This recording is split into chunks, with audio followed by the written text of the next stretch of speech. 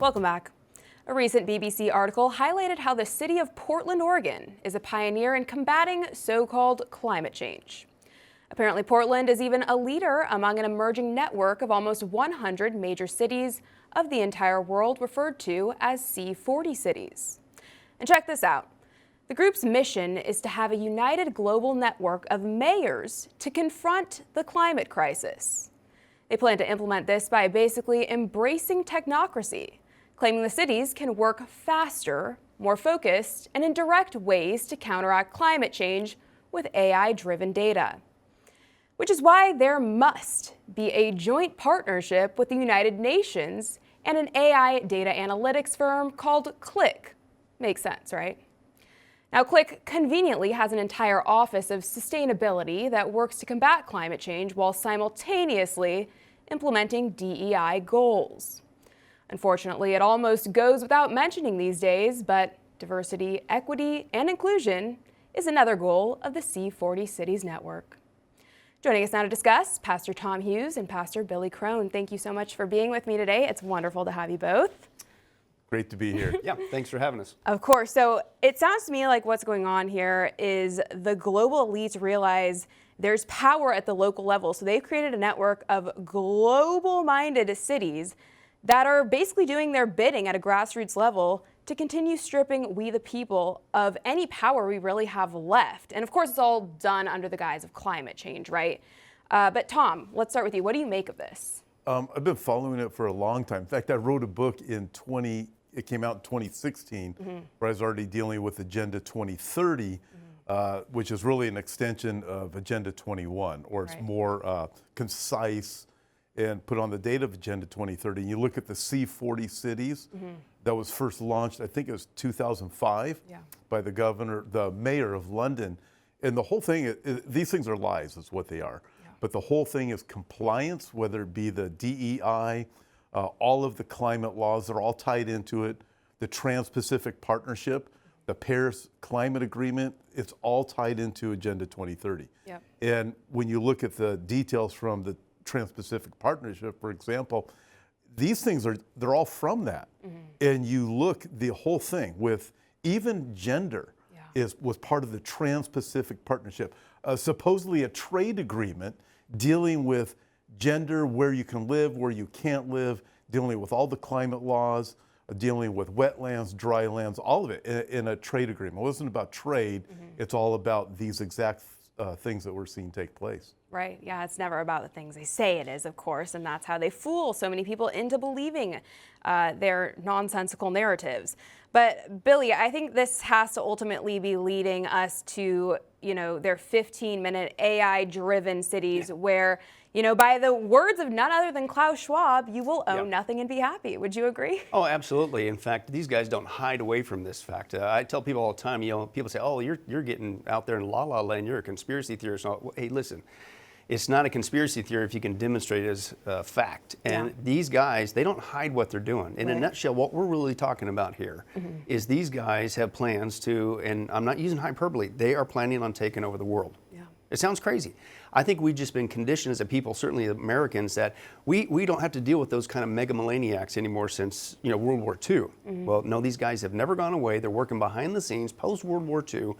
And now they're striking. And now, of course, you can't come on the scene and say, hey, we're going to take over the planet. That's a little too obvious. People might freak out and do something about it. So they're masters of relabeling their agenda. So instead of saying, we're here to take over the planet and micromanage everything.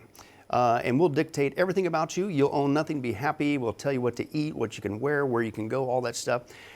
They make it sound like it's this altruistic, wonderful thing. We're going to save the planet. Climate change. Climate change, okay, every day that climate changes. What kind of goofball mentality is that? Yeah. And they changed that term because they got caught on global warming. Well, they could demonstrate that that wasn't true. So then they picked something innocuous. But it's to create, what they do is they create a global crisis so they can manage the global outcome. And they relabel it as Agenda 2030. And the reason why 2030 is because that's their target date. They don't hide from this. They got their YouTube channel. Go to the World Economic Forum's website, their YouTube channel. They tell you exactly what they're bringing. Yeah. They call it the Agenda 2030 or 2030 Agenda. It's the SDG goals that they're working with the UN. It's, as Pastor Tom rightly stated, this is nothing new. It used to be called Agenda 21, but they didn't make that target date of 2015, so now they've changed that. It's also called the Great Reset and the Fourth Industrial Revolution. But basically, with all this terminology, it's the same thing. We're here to take over the planet. And you say, well, I ain't going to do that. Well, this is why they're building the 15-minute cities. The 15-minute cities is going to control people, what you can do, where you can go. And you're saying, well, I'm not going to be a part of that. Well, they're going to mandate it, as you mentioned with the C40. Now they're bringing it down to citywide level. They're making the mayors enforce this. And you're thinking, well, they can't tell me what to do. Well, they're building a Big Brother system that's already in place that we've gotten used to externally. And it's so huge they have to have AI run it to micromanage and literally monitor you like a rat in these cities. And you're saying, well, I'm not going to be a part of those cities. Well, the other version that they have, I don't know if you've seen this or not, Saudi Arabia is building what's called Neom, or the Line. And there's this huge mega giant city in the middle of the desert that basically going to control everything that you do. Believe it or not, here in the States, there's another one. It's called Tolosa by Mark Lohr. And he's wanting to build a desert city in the $400 billion. And it's going to help save the climate. No, it's going to, what I call them, basically 15-minute cities. When you hear that term, translate for what it is. It's basically a digital prison planet, is what they're creating. And people need to wake up because it's happening. And the sad thing is people are going along with it because they think they're doing something altruistic. Or, oh, we got to do this. We got to give up a little bit of freedom because we're going to save the planet. Right. And never once in history has giving up freedoms resulted in a better outcome, right? Exactly. So people really do need to wake up and understand that this is our very, very bleak reality if we don't all fight back and try to put an end to this before it goes any further.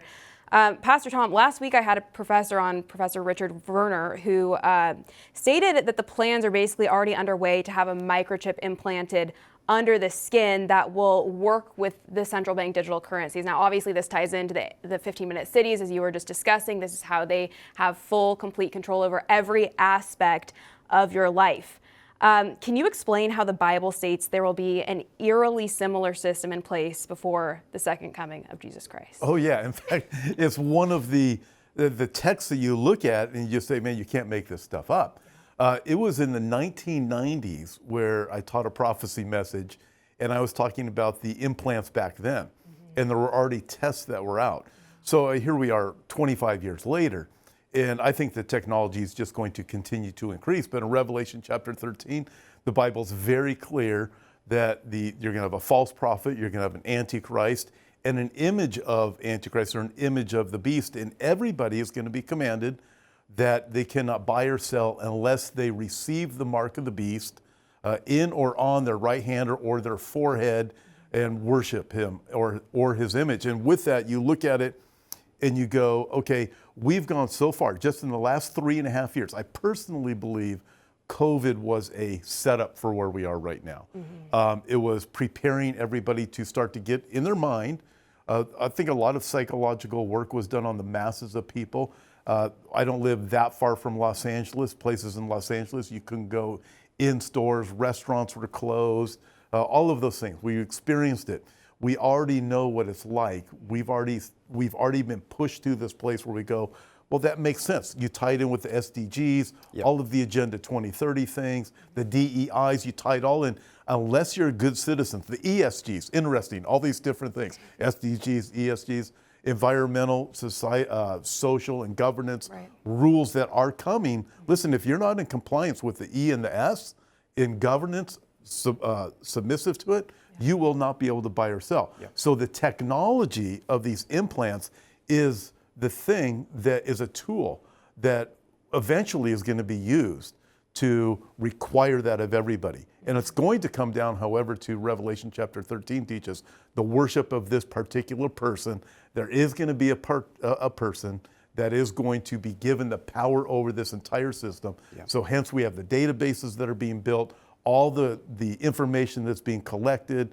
And I don't care what anybody says about this, Facebook isn't just for your own good. It's about data collection. You can do the DARPA connections with Facebook and Google, and you start to find out, okay, these things, as crazy as it sounds, listen, DARPA is involved with this, the defense arm of military. And you start looking at these things going, man, there's a lot more going on to this than we are ever told.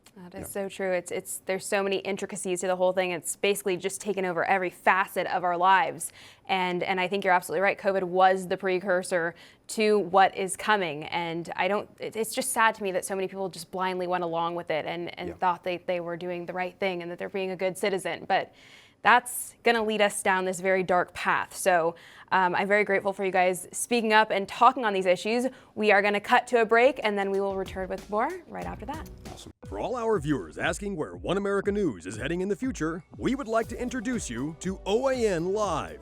OAN Live is the best way to stay up to date on all of the hard-hitting, straight-shooting, national and international headlines. And the best part is, OAN Live is only $4.99 per month. All the credible, honest, unbiased reporting One America News offers at a fraction of the cost of cable. Just go to OANN.com to easily sign up for OAN Live and stay informed.